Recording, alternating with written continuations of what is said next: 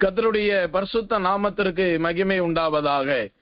இந்த நாளின் வேதத்தின் தியானத்திற்காக என்னாகமத்தின் புஸ்தகம் 14ஆம் அதிகாரம் 15வது வசனத்தை வாசிக்கிறேன். என்னாகமம் 14:15 வாசிக்கிறேன். ஒரு மனிதனை, ஒரே மனிதனை கொல்லுகிறது போல இந்த ஜனங்களை எல்லாம் நீர் கொல்லுவீரானால் அப்பொழுது உம்முடைய கீர்த்தியை கேட்டிருக்கும் புறஜாதியார் என்ற வேதத்திலே வாசிக்கிறோம். காலையிலேயே கொல்றது நொறுக்கிறது வேண்டாம் பிரதர் அப்படின்னு யோசிக்க வேண்டாம். வசனத்துல இருக்கிறது, ஒரே மனிதனை, ஒரே ஆளை நீர் கொல்லுவது போல இவ்வளவு திரளான ஜனங்களை நீர் கொன்று போடுவீரானால் உம்முடைய கீர்த்தியை புறஜாதியார்கள் கேள்விப்படுவார்கள் என்று மோசே தேவனிடத்திலே பரிந்து பேசுகிறான். இன்றைய செய்தியின் தலைப்பு 3 விதமான கீர்த்தி. மீண்டும் சொல்லுகிறேன், இன்றைய செய்தியின் தலைப்பு கீர்த்தி. அந்த கீர்த்தி கீழாக நாம் 3 விதமான கீர்த்திகளை குறித்து நாம் தியானிக்க போகிறோம். ஜெபத்தோடு ஆண்டவருடைய வார்த்தையை கேளுங்கள். கர்த்தருடைய பரிசுத்த நாமத்திற்கு மகிமை உண்டாவதாக. இன்றைக்கு மனிதன் ஓடுவதும் பிரயாசப்படுவதற்கும் எதற்காக? பவுல் தன்னை சொல்லும் பொழுது, நான் எப்பொழுதும் சிலுவையை குறித்து மேன்மை பாராட்டுகிறேன். ஒரு தேவனுடைய மனிதனுடைய வாழ்க்கையில் என்பது ஒரு மேன்மை பாராட்டுதல் எப்பொழுதும் காணப்படுகிறது. எந்த ஒரு மனிதனும் தன்னுடைய காரியத்திற்காய் ஓடும் பொழுது, இதில் எனக்கு ஒரு மேன்மை, கீர்த்தி என்றால் மேன்மை, இதில் எனக்கு ஒரு மேன்மை கிடைத்து விடாதா, இதில் எனக்கு ஒரு கனம் கிடைத்து விடாதா, இதில் எனக்கு ஒரு நல்ல மதிப்பு கிடைத்து விடாதா என்பதற்காக உலகத்தில் இருக்கிற மனிதர்களும் ஓடுகிறார்கள். கிறிஸ்தவத்தில் இருக்கிற உலகத்தார்களும் ஓடிக்கொண்டுதான் இருக்கிறார்கள். இந்த மேன்மைக்காக மனிதர்கள் எடுக்கிற பிரயாசம் அதிகம். இந்த கீர்த்திக்காக மனிதர்கள் போராடுகிற போராட்டம் அதிகம். இந்த கீர்த்திக்காக மனிதன் அலைகிற அலைச்சல்கள் அதிகம். கீர்த்தி என்றால் மேன்மை, கனம் என்று சொன்னேன். மோசே ஆண்டவரை பார்த்து சொல்லுகிறான், நீர் ஒரே மனிதனை கொன்று போடுவதை போல இவ்வளவு திரளான ஜனங்களை கொள்ளுவீரானால் உம்முடைய கீர்த்தியை புறஜாதியார்கள் கேள்விப்படுவார்கள். அப்படியானால் ஆண்டவருக்கென்று ஒரு மேன்மை உண்டு, ஆண்டவருக்கென்று ஒரு கனம் உண்டு, ஆண்டவருடைய நாமத்திற்கென்று ஒரு சரியான ஒரு மேன்மை பாராட்டுதலையும் நாம் வேதத்திலே வாசித்தறிய முடியும். இன்றைக்கு மனிதனுடைய வாழ்க்கையில் மேன்மை பாராட்டுவதும் மேன்மையை நாடுவதும் அது ஒரு இயல்பாய் போய்விட்டது. உலகத்தில் இருக்கிற மனிதனுக்கு மட்டுமில்லை இந்த மேன்மை, தமிழ்நாட்டில் இருக்கிறவனுக்கு மட்டுமல்ல, சபையில் இருக்கிற போதகனுக்கும் இந்த மேன்மை தேவைப்படுகிறது, சபையில் இருக்கிற ஊழியனுக்கும் இந்த மேன்மை தேவைப்படுகிறது. அப்படியானால் இந்த மேன்மை நாம் பயன்படுத்தக்கூடாதா? இந்த மேன்மையை நாம் நம்மளுடைய வாழ்க்கையில தேடக்கூடாதா? இந்த மேன்மையை தேடுவதை தவறா என்று அநேகருடைய வாழ்க்கையிலே, மனதிலே ஒரு நிர்பந்தமான ஒரு கேள்வி உண்டாகிறது. ஆனால் பவுல் என்ன சொல்லுகிறார்? என் மேன்மை பாராட்டுதலை ஒருவன் அவமாக்குவதை பார்க்கிலும் நான் சாவது நலம் என்று சொல்லுகிறான். அப்படியானால் மேன்மை பாராட்டுதல் என்பது அது கர்த்தருக்குரியது, கர்த்தருக்குரியது, தேவனுடைய ஊழியர்களுக்குரியது, தேவனுடைய தாசர்களுக்குரியது என்பதை மறந்து போய்விட வேண்டாம். உங்களுடைய மேன்மையை ஒருவனும் அசட்டை பண்ண விடாதிருங்கள் என்று வேதம் சொல்லுகிறது. நம்மளுடைய மேன்மையை ஆண்டவரே நம்மளுக்கு கொடுத்திருக்கிறார் என்பதை நாம் மறந்து போய்விட வேண்டாம். நம்மளை நாம் மேன்மை பாராட்டுவது தவறு, கர்த்தர் நம்மளை மேன்மை பாராட்ட வைப்பது வேறு என்பதை நாம் மறந்து போய்விட வேண்டாம். 1 கொரிந்தியர் 9:15 வாசிக்கும் பொழுது, என் மேன்மை பாராட்டலை ஒருவன் அவமாக்குவதை பார்க்கிலும் நான் சாகிறது நலமாயிருக்கும் என்று பவுல் சொல்லுகிறார். அப்படியானால் கிறிஸ்தவ வாழ்க்கையில் இந்த மேன்மை பாராட்டுதல் என்பது நிச்சயமாய் அவசியம் என்பதை நாம் அறிந்து கொள்ள வேண்டும். ஆனால் இந்த மேன்மை பாராட்டுதல் என்பது எப்படிப்பட்ட மேன்மை பாராட்டலா இருக்க வேண்டும் என்று வேதம் நம்மளுக்கு கற்றுக் கொடுக்கிறது. 1 கொரிந்தியர் 1ஆம் அதிகாரத்தை வாசித்து பார்க்கும் பொழுது, மேன்மை பாராட்டுகிறவன் கர்த்தருக்கு குறித்ததை மேன்மை பாராட்டத்தக்கதாக. அப்படியானால் அதற்கு மேலுள்ள காரியங்கள் எல்லாம் சொல்லுகிறது, ஒருவனும் தன்னைத்தான் மேன்மை பாராட்டாதபடிக்கு கர்த்தர் இப்படி செய்தார். அப்படியானால் நம்மளை நாம் மேன்மை பாராட்டக்கூடாது என்று ஆண்டவர் நம்மளுக்கு ஒரு எச்சரிப்பை கொடுக்கிறார். ஆனால் அதே பவுல் தான் சொல்லுகிறார், என் மேன்மை பாராட்டுதலை ஒருவன் அவமாக்குகிறதை பார்க்கிலும் நான் சாவது நலம். அப்படியானால் ஆண்டவர் சொல்லுகிறார், உன்னை நீ மேன்மை பாராட்டாதே. ஆனால் பவுல் சொல்லுகிறார், என் மேன்மை பாராட்டுதலை அவமாக்கினால் நான் இருப்பதை காட்டிலும் போய் சேர்றது நல்லவன்கிறார். அப்ப இதனுடைய அர்த்தம் என்ன? நம்மளை நாம் என்றைக்கும் நாம் மேன்மை பாராட்ட நாம் எத்தனைக்கவோ நாம் முயற்சி செய்யவோ கூடாது. கர்த்தர் நம்மளை மேன்மை பாராட்ட வேண்டும். கர்த்தர் நம்மளுடைய பெயரை மேன்மை பாராட்ட வேண்டும். நீங்கள் நன்றாய் கவனித்து பாருங்கள். நீங்கள் உங்களை மேன்மை பாராட்டினால் அந்த மேன்மை சில நிமிடங்கள் மாத்திரமே உங்களிடத்திலே தங்கும். உங்களுக்கு ஒரு 5 நிமிடம், மிஞ்சி போனால் ஒரு அரை மணி நேரம் அதிலே உங்களுக்கு மனமகிழ்ச்சியை காண்பிக்கும். ஆனால் கர்த்தர் கொடுக்கிற மேன்மை என்பது அது நித்திய காலமாய் உங்களோடு இருக்கிறது. ஆண்டவர் மோசேயை பார்த்து சொன்னார், மோசே நீ வா, நான் உன்னை இந்த இஸ்ரவேல் ஜனங்களுக்கு முன்பதாய் அழைத்து கொண்டு போய் நான் உன்னை அவர்கள் கண்களுக்கு முன்பதாய் மேன்மை பாராட்டுவேன். மோசே மேன்மை பாராட்ட வேண்டும் என்று நினைத்த இடம் எகிப்து. அவன் அந்த இடத்திலே தன்னுடைய சகோதரர்களுக்கு ஒரு பிரச்சனை வந்தவுடன் தன்னுடைய சுயபலத்தை மேன்மை பாராட்டி ஒரு மனிதனை கொன்று போடுகிறான். அந்த மேன்மை அவனுக்கு பிரச்சனையை தான் உண்டு பண்ணினது. எனவேதான் நான் சொன்னேன், நம்மளை நாம் மேன்மை பாராட்டுவோமானால் அந்த மேன்மை பிரச்சனையை கொண்டு வரும். அந்த மேன்மை தேவ சமூகத்தில் இருந்து நம்மளுக்கு நிம்மதியற்ற சூழ்நிலையை உருவாக்கும். ஆனால் தேவன் ஒரு மனிதனை மேன்மை பாராட்ட வேண்டும் என்று நினைத்தால் அதை ஒருவராலும் தடை செய்ய முடியாது. இன்றிலிருந்து ஒரு தீர்மானம் எடுங்கள். நான் என்னை குறித்து மேன்மை பாராட்டினது தவறு, நான் என்னை குறித்து உயர்த்தி பேசினது தவறுதான், நான் எனக்கென்று கீர்த்தியை நல்ல கனத்தை தேடினது தவறு.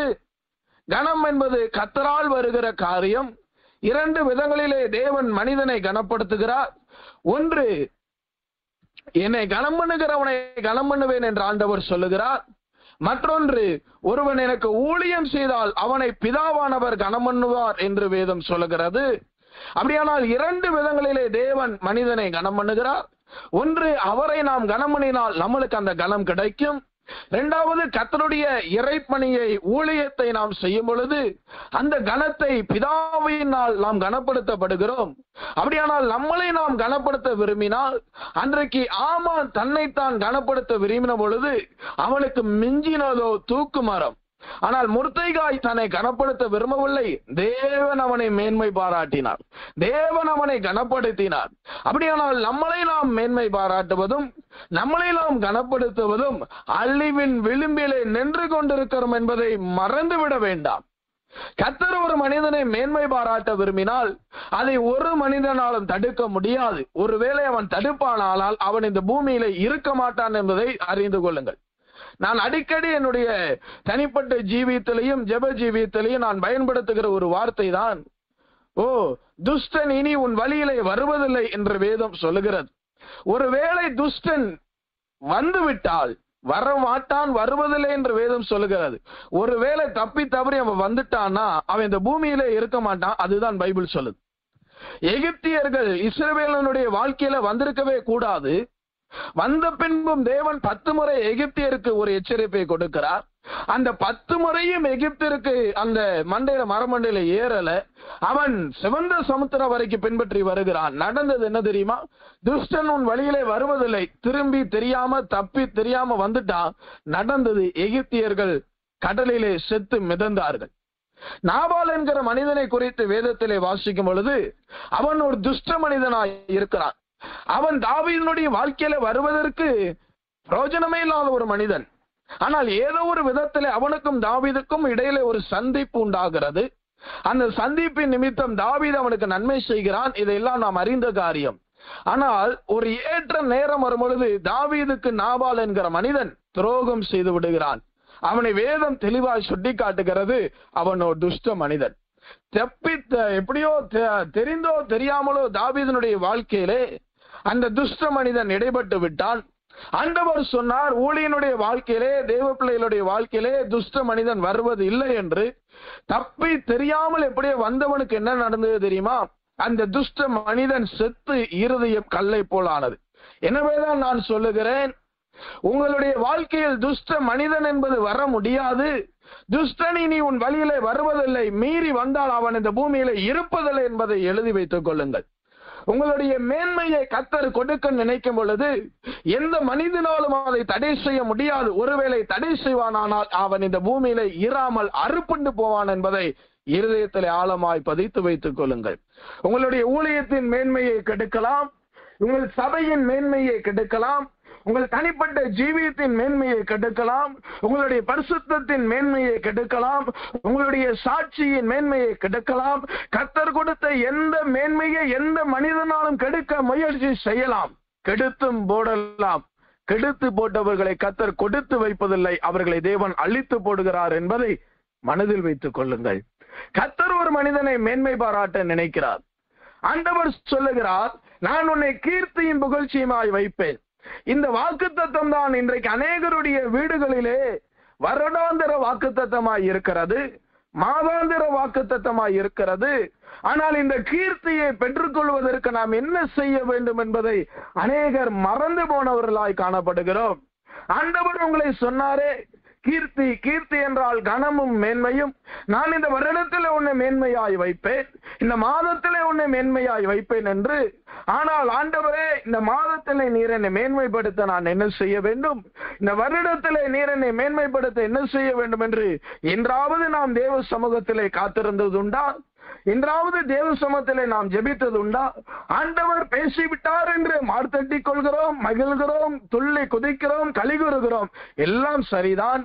ஆனால் அதை கடைபிடித்து அந்த வாக்குத்தத்தத்தின் சுதந்திரத்தை பெற்றுக்கொள்ள நாம் என்ன செய்கிறோம் என்பதுதான் இன்றைக்கு இருக்கிற கிறிஸ்தவ வட்டாரத்திலே பெரிய கேள்வி. கீர்த்தியும் புகழ்ச்சியுமாய் வைப்பேன்.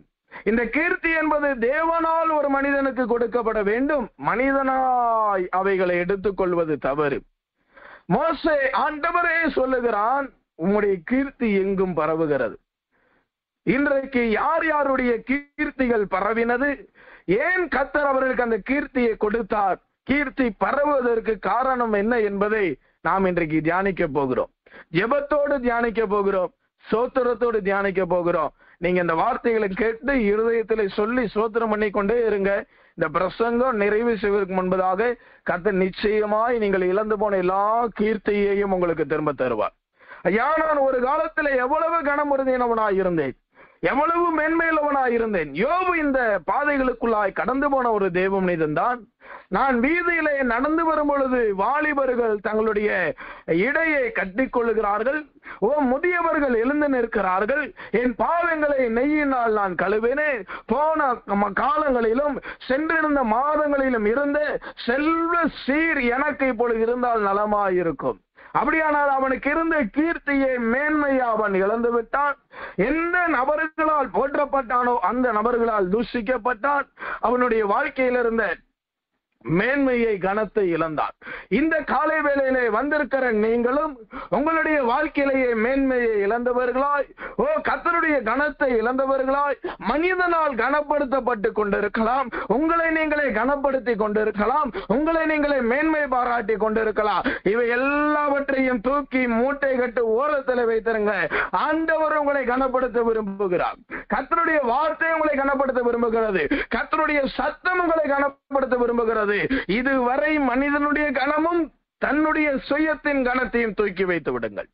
உங்களுடைய கனத்தை நீங்கள் மேன்மை பாராட்டுவீர்களானால் கர்த்தரால் உங்களை ஒன்றும் செய்ய முடியாது. கடந்து போகட்டும். நம்மளை கீர்த்தி அடைய தேவன் என்ன செய்ய விரும்புகிறார்? யார் முதலாவது கீர்த்தி பெற்ற மனிதனாய் காணப்பட்டான்? ஆர்க்கவில்லை. யோசுவாவின் புஸ்தகம் 6ஆம் அதிகாரம் 27வது வசனம் வாசிக்கும் பொழுது, கர்த்தர் யோசுவாவோட கூட இருந்தார், அவன் கீர்த்தி தேசமெங்கும் பரம்பிற்று.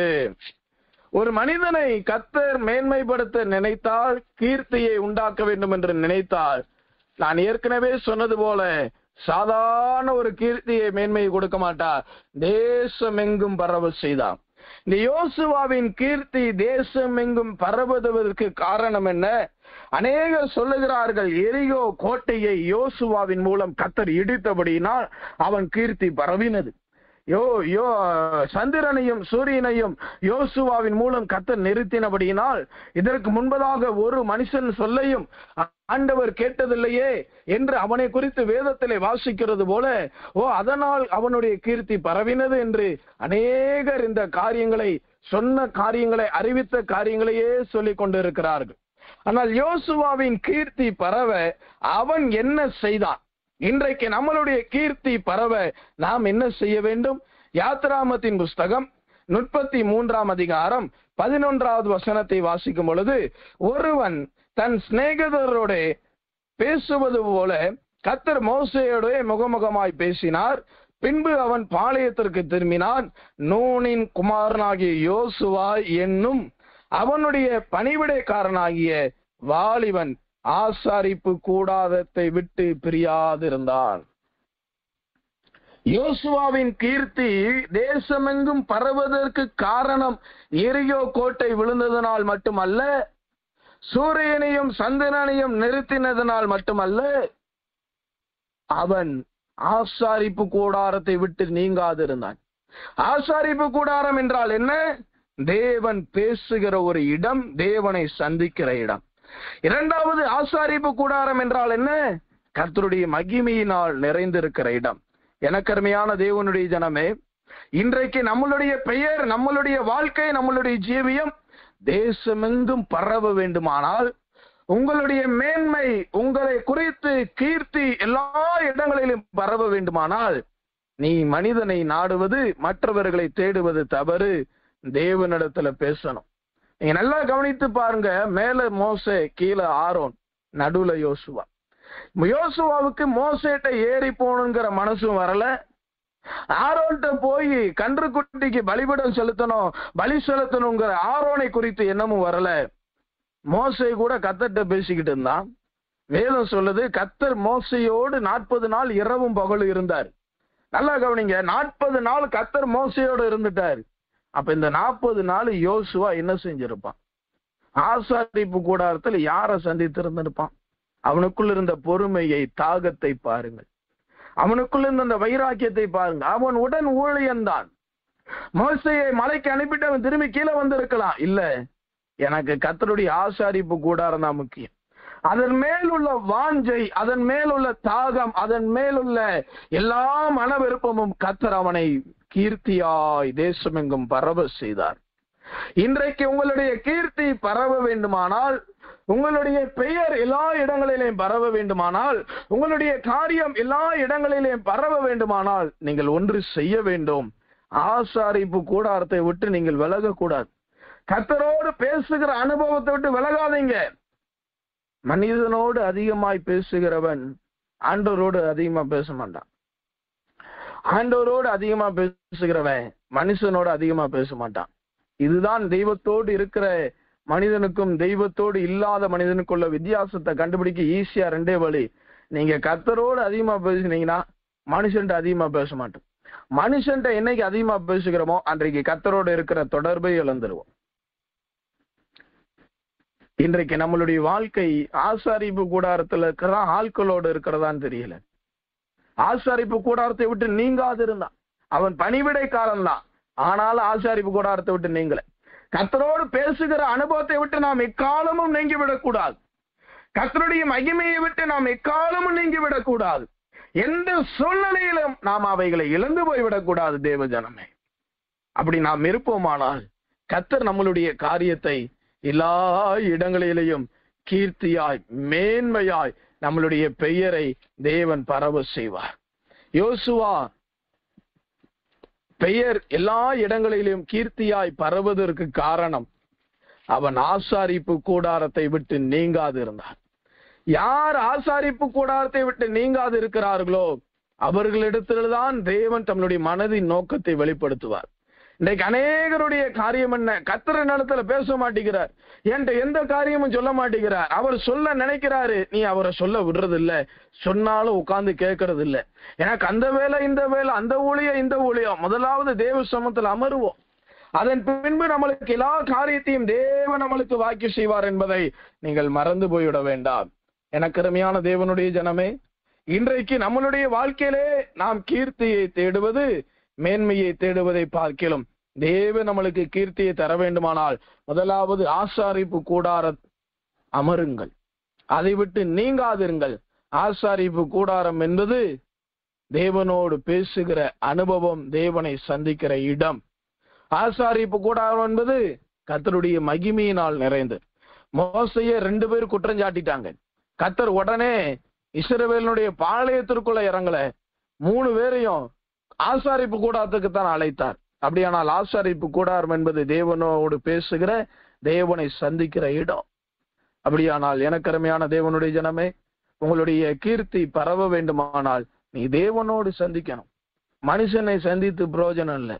மனிதனை தேடுவது, மனுஷியை தேடுவது நம்மளுடைய வேலை அல்ல. ஆண்டருடைய இடத்தை, தேவன் பேசுகிற இடத்தை தேடணும். தேவனுடைய மகிமையை தேடணும். அப்படி தேடுவோமானால் தேவன் உங்களையும் உங்கள் குடும்பத்தையும் தேசத்திலே எல்லா இடங்களிலும் கீர்த்தியாய் பரவ செய்வார், மேன்மையுள்ளவர்களாய் பரவ செய்வார். யோசுவா கீர்த்தி பரவ முதலாவது காரணம் ஆசாரிப்பு கூடாரத்தை விட்டு நீங்காதிருந்தான். ஆசாரிப்பு கூடாரம் என்பது தேவனை சந்திக்கிற இடம், தேவனுடைய மகிமையினால் நிறைந்திருக்கிற இடம். எதை இழந்தாலும் தேவனுடைய மகிமை இழந்து விடாதீர்கள். கர்த்தருடைய பரிசுத்த நாமத்திற்கு மகிமை உண்டாவதாக. இரண்டாவது, யாருடைய கீர்த்தி பரவினது, அதற்கு காரணம் என்ன? 1 ராஜாக்களின் புஸ்தகம் 4ஆம் அதிகாரம் 31வது வசனத்தின் கடைசி பகுதியை நாம் வாசிக்கும் பொழுது, மற்ற எல்லா மனுஷரிலும் ஞானவானாய் இருந்தான், சுற்றிலும் இருந்த சகல ஜாதிகளிலும் அவன் கீர்த்தி பிரபலமாயிருந்தது. சாலமோனை குறித்து வேதத்திலே வாசிக்கும் பொழுது, சாலமோனுடைய கீர்த்தி எல்லா இடங்களிலேயும் பிரபலமாயிருந்ததை வேதத்திலே நாம் வாசித்தறிய முடியும். இந்த சாலமோனுடைய கீர்த்தி பிரபலமாய் இருப்பதற்கு காரணம் என்ன? யோசுவாவின் கீர்த்தி பிரபலமாவதற்கு காரணத்தை பார்த்தோம். இந்த சாலமோனுடைய கீர்த்தி பிரபலமாவதற்கு காரணம் என்ன? 1 ராஜாக்கள் 3ஆம் அதிகாரம் 3வது வசனத்தை வாசிக்கும் பொழுது, சாலமோன் கர்த்தரிடத்தில் அன்பு கூர்ந்து தன் தகப்பனாகிய தாவீதின் கட்டளைகளிலே நடந்தான்.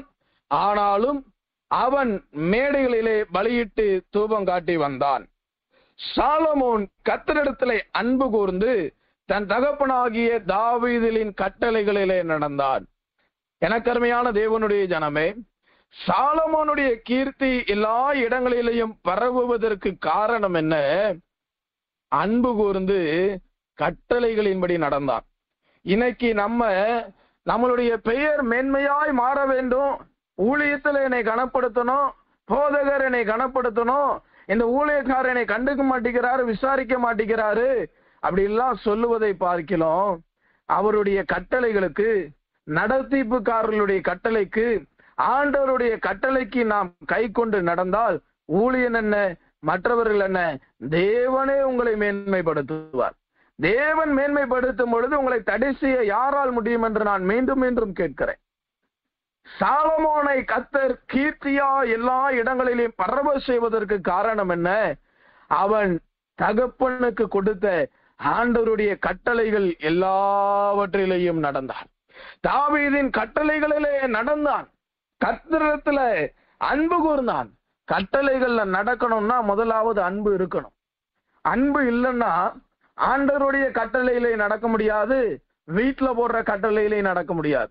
நம்மளுக்குள்ள தெய்வீக அன்பு இருக்கும் பொழுது வீட்டுல எல்லாருடைய கட்டளைகளுக்கும் நாம் கீழ்ப்படிந்து அடங்க முடியும், ஆண்டவருடைய கட்டளைகளுக்கும் நம்ம கீழ்ப்படிந்து அடங்க முடியும்.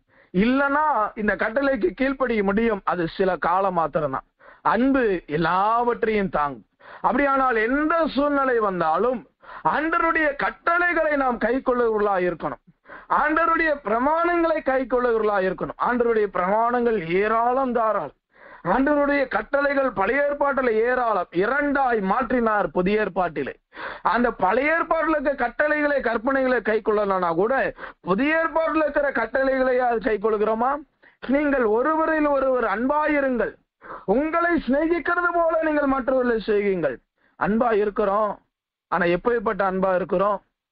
எனக்கு தெரியும். இடுக்கனில் உதவி செய்யவே சகோதரன் பிறந்திருக்கிறான்.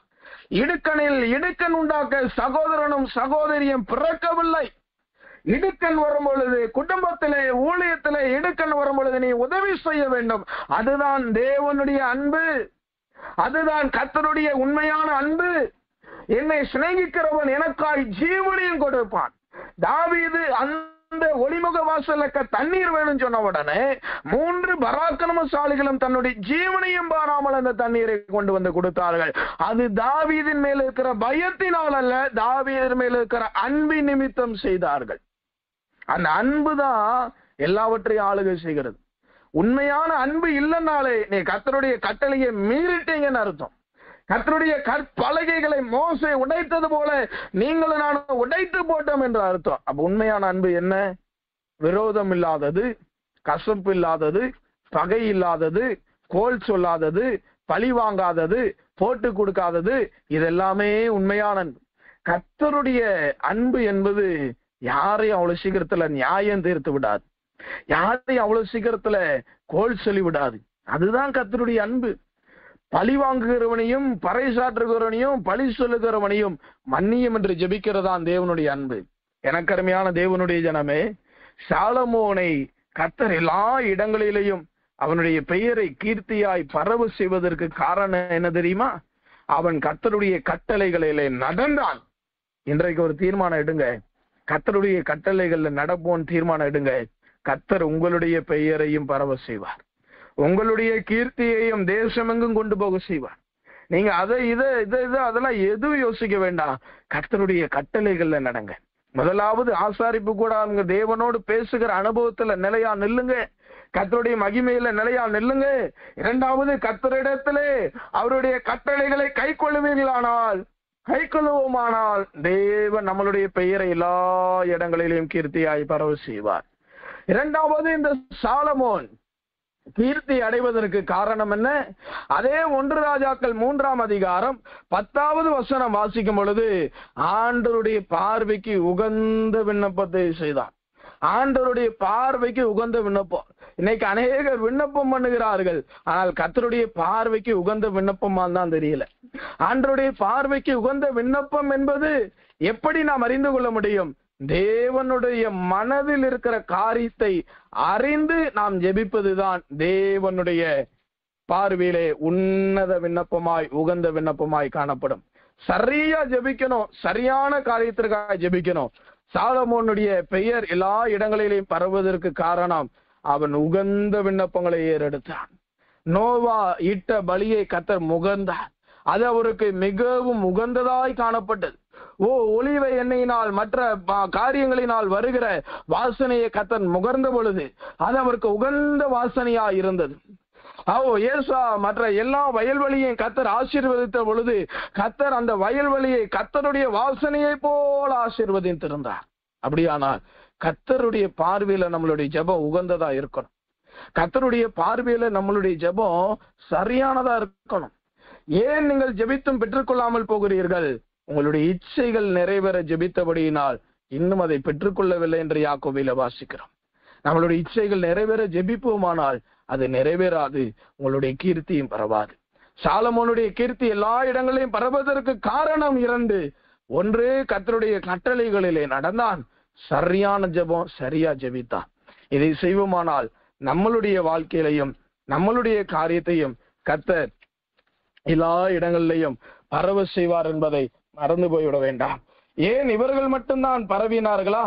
இவர்களுடைய பெயர் மட்டும்தான் எல்லா இடத்திலையும் கொண்டு செல்லப்பட்டதா? ஆண்டவருடைய நாமம் எங்கும் கொண்டு போய்விடவில்லையா என்பதை நீங்கள் யோசிக்க வேண்டாம். மத்தேயு 4:24 வாசிக்கும் பொழுது அவருடைய கீர்த்தி எல்லா இடங்களிலும் பரவினதை நாம் வாசித்தறிய முடியும். அவருடைய கீர்த்தி சீரியா எங்கும் பிரசித்தமாயிற்று என்று மத்தேயு 4:24 இயேசு கிறிஸ்துவை குறித்து நாம் வாசிக்கிறோம். இயேசு கிறிஸ்துவனுடைய கீர்த்தி எல்லா இடங்களிலேயும் பரவுவதற்கு காரணம் என்ன? அநேகர் சொல்லுகிறாங்க, வியாதியை சுகமாக்குனாரு, எல்லா செத்தவனை உயிரோடு எழுப்பினாரு. அது மட்டுமல்ல, இதெல்லாம் உலகத்திற்கு தெரிந்த பார்வை. ஆனால் இந்த கீர்த்தி பரவுவதற்கு இயேசு சாமி செய்த காரியம் என்ன தெரியுமா? மத்தேயு 3:15 வாசிக்கும் பொழுது, இப்பொழுது இடங்கொடு, எல்லா நீதியையும் நிறைவேற்றுவது நமக்கு ஏற்றதா இருக்கிறது. ஆண்டவருடைய நீதியை நிறைவேற்றணும். ஆண்டவருடைய காரியத்தை நாம் நிறைவேற்றணும். எல்லா நீதியை நிறைவேற்றணும். 100க்கு 99 செய்து ஒன்றிலே தவறினாலும் அவன் குறைவுள்ளவன் தான். எனக்கு தெரிந்த ஒரு ஊழியக்காரர் சொல்லுவாரு, ஆரம்ப நாள்ல பயிற்சி நாள்ல இருக்க பொழுது அவர்களுக்கு கற்றுக் கொடுத்தது அதான். 99 செஞ்சுட்டேன், 99 செஞ்சுட்டேன், இன்னொரு கொஞ்சம் தான் நான் செய்யலன்னா அதுவுமே பாவம் தான். பாவம்னா என்ன?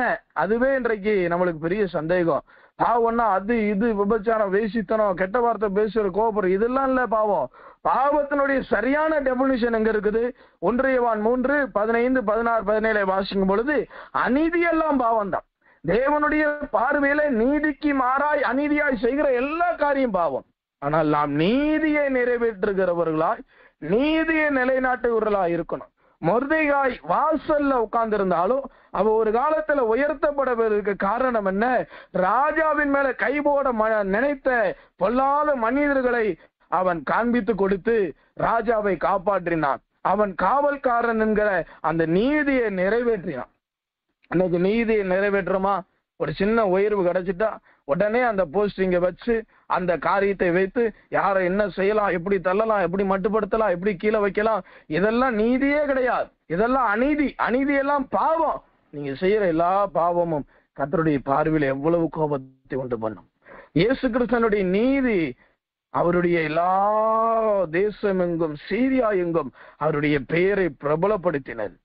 இரண்டாவது, இயேசுனுடைய பெயர் எல்லா இடங்களிலும் கீர்த்தி பெறுவதற்கு இரண்டாவது காரணம் என்ன? ரொம்ப முக்கியம்.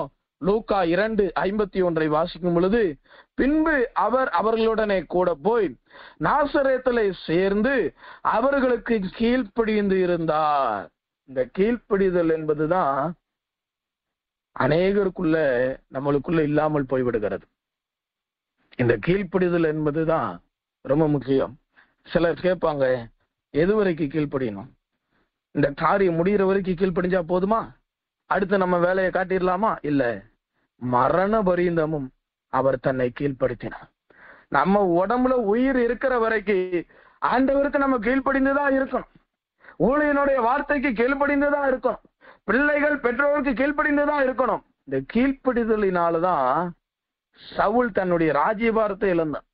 சாமுவேல் சொன்னது ஒண்ணு, இவன் இரக்கம் வைத்தது ரைட்டு தான், பலியை அல்ல இரக்கத்தை விரும்புறேன்.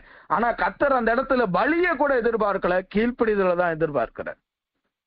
சுயநீதியை நிறைவேற்றுவதற்கு ஊழியம் அல்ல. நம்மளுடைய பார்வையில அது தவறுதலா இருந்தாலுமே கர்த்தர் சொல்லிட்டாருன்னா அதுக்கு கீழ்ப்படியணும். ஏன் சொல்ற? கர்த்தருடைய பார்வையில் இருக்கிற காரியத்தை தான் செய்யணும். கர்த்தருடைய வார்த்தைக்கு தான் செவி கொடுக்கணும். கர்த்தருடைய கட்டளைகளுக்கு தான் நீங்க கீழ்ப்படியணும். இயேசுவே தன்னை கீழ்ப்படித்து இருந்தார். முதலாவது பெற்றோருக்கு, இரண்டாவது பிதாவிற்கு. இன்றைக்கு நம்மளுடைய வாழ்க்கையில் இந்த கீழ்ப்படிதல் இருக்கிறதா? 3 விதங்களிலே கீர்த்தியை தேவன் பரவ செய்கிறார். 3 பேருடைய கீர்த்தியை குறித்து நாம் வேதத்திலே தியானித்தோமே. அன்றைக்கு யோசுவாவின் கீர்த்தி பரவுவதற்கு காரணம் ஆசாரிப்பு கூடாரத்தை விட்டு நீங்காதிருந்தான். ஆசாரிப்பு கூடாரம் என்றால் கர்த்தரோடு பேசுகிற அனுபவம், கர்த்தருடைய மகிமையிலே நிற்கிற அனுபவம். இதை இரண்டையும் செய்வீர்களானால் உங்களுடைய கீர்த்தியை, உங்களுடைய பெயரை எல்லா இடங்களிலும் நல்ல விதத்திலே கர்த்தர் பரவ செய்வார். இரண்டாவது, சாலமோனுடைய பெயரை எல்லா இடங்களிலும் பரவ செய்த தேவன் ஏன் தெரியுமா? அவன் கர்த்தருடைய கட்டளைகளிலே கை கொண்டு நடந்தான். உகந்த விண்ணப்பம், சரியான விண்ணப்பம், சரியான விதத்துல ஏறெடுத்தான். மூன்றாவது, எல்லாமல்ல தெய்வமாகிய இயேசுவினுடைய பெயரையே பிதாவாகிய தேவன் எல்லா இடங்களையும் பரவ செய்தார். காரணம், அவர் எல்லா நீதியை நிறைவேற்றினார். அவர் நிறைவேற்றணும்னு அவசியமே கிடையாது. ஆனால் பிதாவின் கட்டளைக்கு கீழ்ப்படிந்தார். இரண்டாவது, தெய்வமாயிருந்தாலுமே மாம்சத்துல வந்தபடியினால் அவருக்குள் ஒரு கீழ்ப்படிதல் இருந்தது. இந்த கீழ்ப்படிதலை எப்படி கற்றுக்கொள்ளலாம்னா, பட்ட பாடுகளின் நிமித்தம் கீழ்ப்படிதலை கற்றுக்கொண்டார். பாடுபட்டாதான் கீழ்ப்படிதலை கற்றுக்கொள்ள முடியும். கண்களை மூடுவோம். இன்றைக்கு அவர்கள் நம்மளை மேன்மைப்படுத்தணும், இவர்கள் நம்மளை மேற்படுத்தணும், என் பேரை கெடுத்துட்டாங்க, வச்சுட்டாங்க, எல்லாத்தையும் ஓரம் காட்டிருங்க. ஆண்டவர் சொல்றாரு, உன் கீர்த்தி தேசம் எங்கும் பரவும்.